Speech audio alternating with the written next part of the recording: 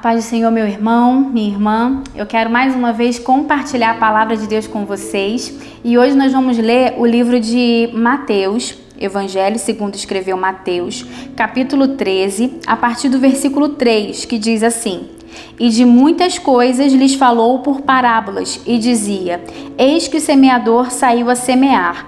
E ao semear, uma parte caiu à beira do caminho, e vindo as aves a comeram. Outra parte caiu em solo rochoso, onde a terra era pouca, e logo nasceu, visto não ser profunda a terra. Saindo, porém, o sol a queimou, e porque não tinha raiz, secou-se.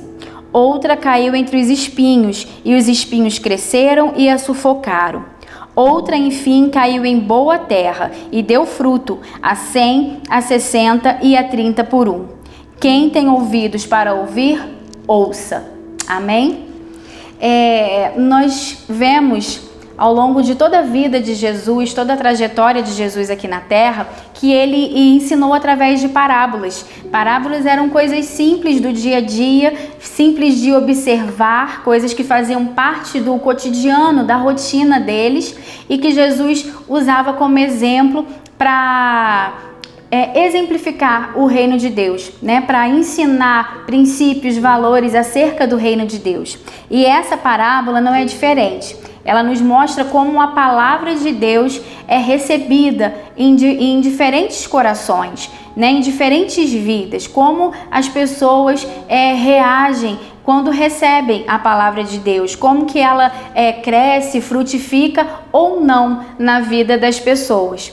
E nessa parábola, a parábola do semeador, a semente significa a palavra de Deus. A gente vê que o semeador saiu a semear e ele foi esparramando, lançando as sementes. E essas sementes caíram em locais diferentes, em solos diferentes, em locais distintos. E dessa forma ela frutificou, ela se desenvolveu de forma diferente. A semente é a mesma, a palavra é a mesma, foi lançada a mesma semente em todos os solos, mas pelos solos serem diferentes, algumas frutificaram, algumas deram resultado e outras não.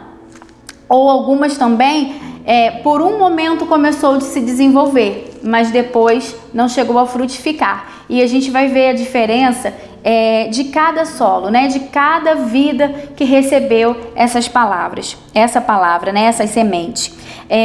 O primeiro exemplo que Jesus trouxe é aquela que caiu à beira do caminho, e aí veio as aves do céu e a comeram. Essa semente, essa palavra de Deus, representa aquela pessoa que ouve a palavra de Deus, mas não a compreende de fato, não assimila, não guarda ela para si, não esconde ela no seu coração, deixa ela meio que ali à deriva, superficial. Então rapidamente o inimigo vem e rouba.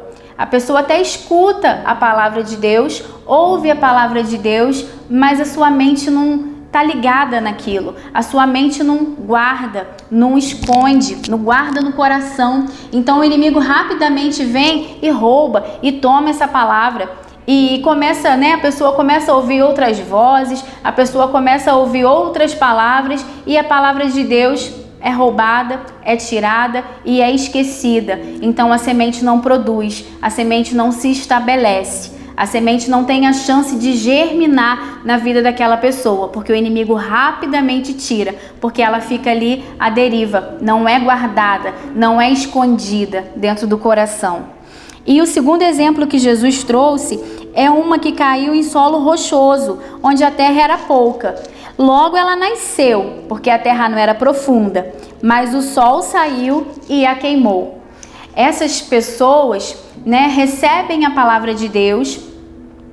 Elas num primeiro momento guardam e aquela palavra até começa a germinar, começa a se desenvolver, começa a nascer na vida da pessoa, mas não cria raízes, fica muito superficial, fica ali por cima. E como não criou raízes, como ficou em pouca terra, o sol vem e queima.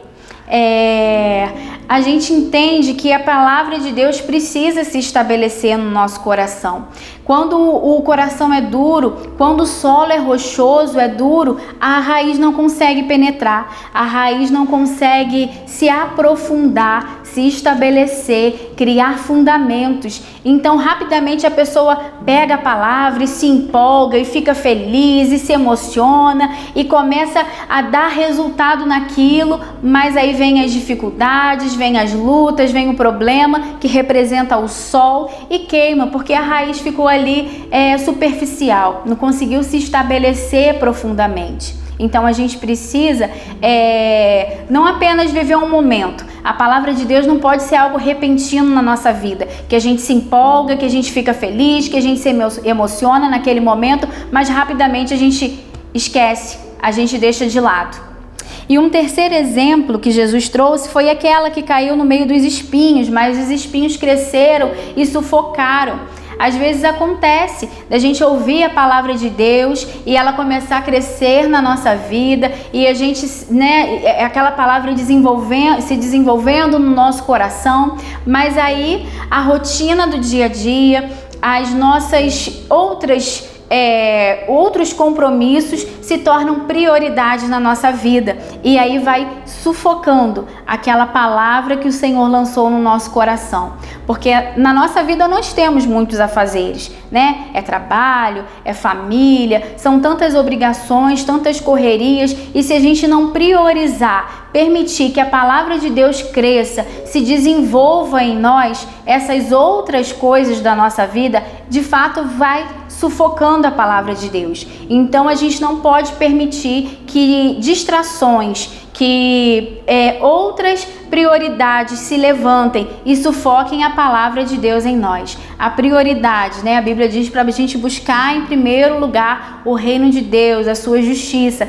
Então a nossa prioridade precisa ser o nosso relacionamento com Deus, porque aí a palavra de Deus cresce, germina, não fica abafada, não fica sufocada até morrer dentro de nós, porque vai sendo aos poucos. Nesse terceiro exemplo, aos poucos vai sufocando, vai minando, vai roubando ali o oxigênio, né, que a planta precisa para se desenvolver. E se a gente permitir, na nossa vida acontece a mesma coisa. As outras circunstâncias da nossa vida vai aos poucos minando, sufocando, tirando, né, aquele gás, aquele oxigênio que a palavra de Deus precisa para se desenvolver dentro de nós.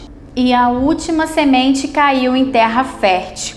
E a Bíblia diz que essa caiu em boa terra e deu fruto a 100, a 60 e a 30 por um. E essa é a intenção de Deus para nós, que o nosso coração seja uma terra fértil, que a palavra de Deus, ao penetrar no nosso coração, ao entrar na nossa mente, na nossa vida, ela de fato crie raízes, se estabeleça, se aprofunde dentro de nós e vira uma planta e vira uma árvore, né? E dessa árvore saiam frutos. Essa é a intenção de Deus para nós, que a gente frutifique, que a gente cresça na obra, na presença dele. Quando a palavra de Deus é lançada, ela precisa gerar mudança, ela precisa gerar transformação. Ela não pode ficar na superficialidade, senão o inimigo vem e rouba. Senão, num primeiro momento, a gente até fica feliz, se empolga, se alegra com aquela palavra, mas ela não permanece dentro de nós, ela não se estabelece dentro de nós.